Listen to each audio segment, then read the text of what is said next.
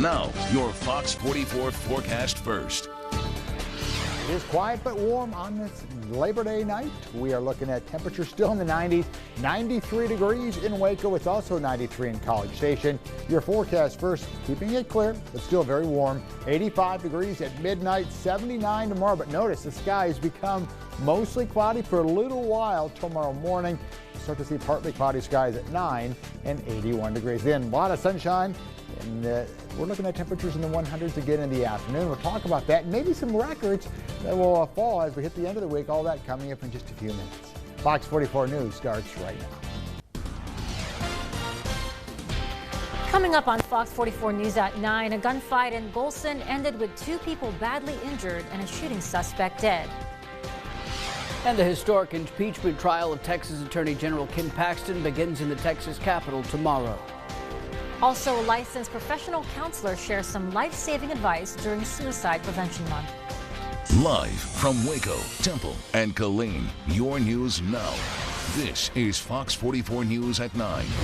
Good evening. Thanks for joining us for Fox 44 News at 9. I'm Adam Hooper. And I'm MG Montemayor. Well, a gunfight in Golson ended with 2 people badly injured and a shooting suspect dead. Yeah, it happened just after 3:30 this afternoon in the 900 block of Wagner Road. McLennan County Sheriff Parnell McNamara tells Fox 44 News one of the men shot at least 2 people and then barricaded himself inside of a home. McNamara says the man then came out with 2 guns and shot at deputies and DPS troopers, didn't hit anyone. The deputies and troopers returned fire, hitting and killing the suspect. A helicopter took the 2 victims to a hospital, but their conditions are unknown at this time. Authorities are not saying what sparked the original shooting, but the victims may be related to the shooter. We'll bring you more information as it becomes available. Waco firefighters contained a grass fire this evening sparked by a remote control plane that crashed. It happened in the 3400 block of Overflow Road. The smoke could be seen from the Fox 44 News live Centex Seamless Gutter Sky Tracker in Woodway. Waco Fire Department tells Fox 44 News a model plane crashed near the Heart of Texas Miniature Aircraft Club field around 6 and flames spread to the grass. Spiegelville firefighters and the Texas Forest Service helped Waco get the flames under control. Some firefighters will remain on the scene to keep an eye on those hot spots. Waco Fire Department units, they were on scene of a fully involved house fire this morning. The department says the fire was in the area of North 32nd Street and Fort Avenue. 2-story house was fully involved and was reported as a 2-alarm fire.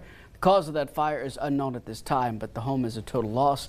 This is also a developing story. We'll have more information as it becomes available. And as of this morning, Fort Cavazos range fire, it's 65% contained and has burned about 500 acres. Fort Cavazos fire crews are coordinating aerial water drops in 2 areas of Fort Cavazos range. Crews will continue to conduct offensive measures to contain the fire. According to the Fort Cavazos Fire Department, winds with gusts of up to 40 miles per hour are carrying smoke into the city of Killeen and Coppers Cove Sunday night. The department said no structures were in the area of the fire. A dangerous ordinance is recovered safely near Flat. The Coryell County Sheriff's Office said deputies were working the situation in the 11,000 block of State Highway 36 near FM 184 on Saturday in reference to the location of unexploded ordnance. When deputies arrived on scene, they confirmed the presence of an unexploded and damaged white phosphorus canister. Fort Cavazos explosive ordnance disposal was requested and transported the munition to Fort Cavazos for disposal. The Coryell County Sheriff's Office wants to remind the public, if you find unexploded ordnance, practice the 3 R's: recognize, retreat, and report to local law enforcement. In the month of September, agencies and organizations across the nation, they bring awareness to the importance of suicide prevention. That's right. Fox 44's Renaka G spoke with a licensed professional counselor to highlight the significance of combating suicidal thoughts.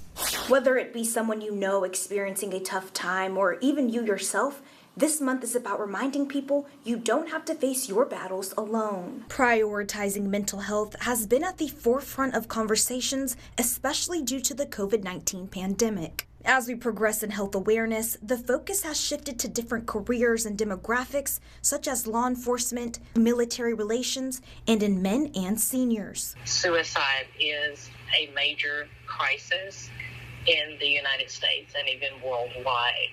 White males and seniors are of significant focus because of the risk of follow-through when suicide is being contemplated. And the best resource at your fingertips, according to licensed professional Jones. Mental health counseling.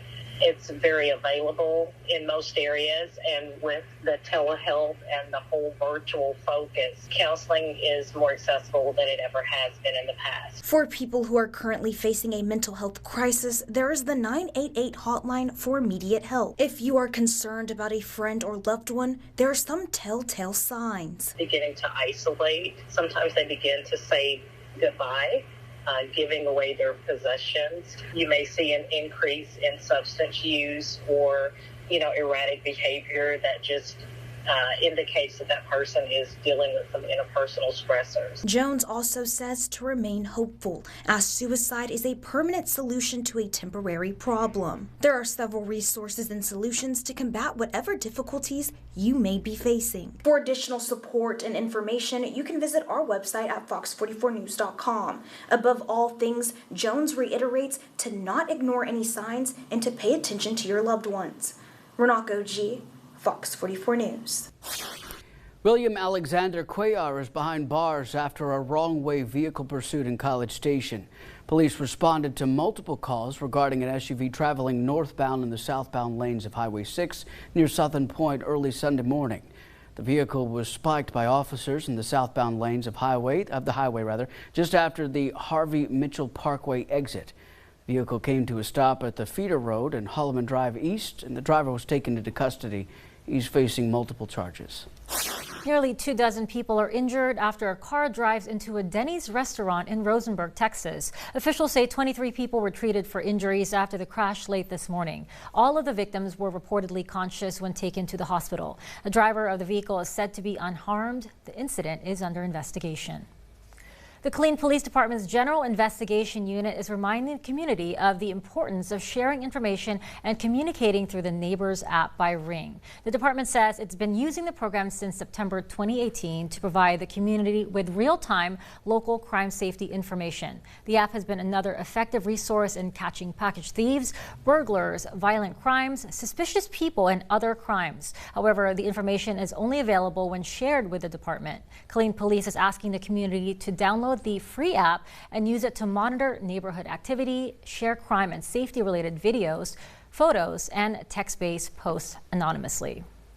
Well, it's been called the trial of the century, the historic impeachment trial of Texas Attorney General Ken Paxton. It begins in the Texas Capitol tomorrow in an unprecedented proceeding that will test the Texas Constitution, the rule of law, and the political climate across the state. That's right. We'll be carrying it live right here on Fox 44.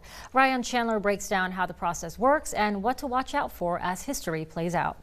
History is on the horizon. Tuesday begins Texas's first statewide impeachment trial in 100 years. It's going to be the trial of the century, literally. It will likely begin with one of the most pressing questions, whether to proceed with the trial at all. Ken Paxton has asked the Senate to dismiss all of the charges. Whether Lieutenant Governor Patrick decides to rule on that motion on his own or put it up to a vote of the senators is itself a tough question for him, and so that's going to take up some time. After the pretrial motions are decided, each side will have 24 hours to present their case, piecing through more than 100 witnesses and thousands of pages of evidence. This is a trial to assure the people of Texas have an honest attorney general. I just think it's a complete waste of time when what's been presented to the Senate is so weak. Prosecutors need 2/3 of the Senate to vote to convict Paxton. Assuming all 12 Democrats vote to convict, they still need at least half of the Republicans. There's 19 Republicans in the Senate, but remember, Senator Angela Paxton, Ken's wife, is not allowed to vote on her husband's fate.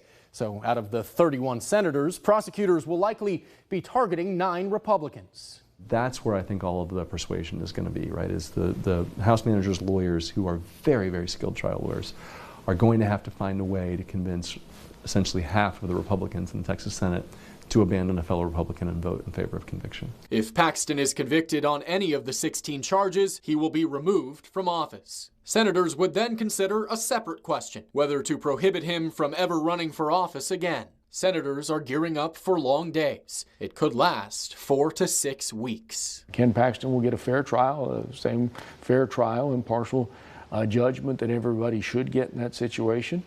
and we'll see how it all goes. I'm not going to,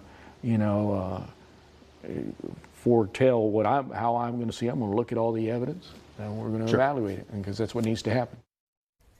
In the ongoing Ukraine-Russia war, talks to restore safe grain transport in the Black Sea fall apart. Yeah, Russia is refusing to negotiate with Ukraine and its Western allies. Fox's Alex Hogan has the story. The fate of global food security up in the air. Russian President Vladimir Putin refusing to revive a deal that allowed Ukraine to safely export grain through the Black Sea. Putin says he'll only restore it if the West meets Moscow's demands. We will do it immediately, as soon as all the agreements on lifting restrictions on the export of Russian agricultural products are fully implemented. Moscow refused to renew the Black Sea grain deal in July, claiming promises to remove restrictions on shipping and insurance for Russian exports of food and fertilizer had not been honored. The Kremlin alleges this has hurt their agricultural trade. Ukraine and its Western allies, however, say there is nothing stopping those exports. They allege this is just another ploy by Putin to advance Russian interests. It should be restored not at the expense of blackmail, fulfilling the demands of the Russian Federation. Putin's remarks came during talks with Turkish President Recep Erdogan in Sochi. Those talks took place hours after Ukraine reported that Russian drones had targeted a southern Odessa port used to export grain. The attack and talks falling apart as many warning of drastic impacts to global food security. Non-resumption of this deal can have quite a negative impact on the food insecurity, in particular for the countries in the global south, in Africa and Middle East. There's also concern no new grain deal may drive up the price of wheat and bread here at home. In London, Alex Hogan, Fox News. Coming up on Fox 44 News, an entire Pennsylvania neighborhood on edge as a search ramps up for an escaped convicted killer. And the Rio Grande Valley River is drying out again in certain spots. Business owners show how the drought is impacting their holiday weekend income. This is Fox 44 News at 9 with Adam Hooper, MG Montemayor, AMS certified chief meteorologist Mike LaPointe, and sports with Eric Kelly.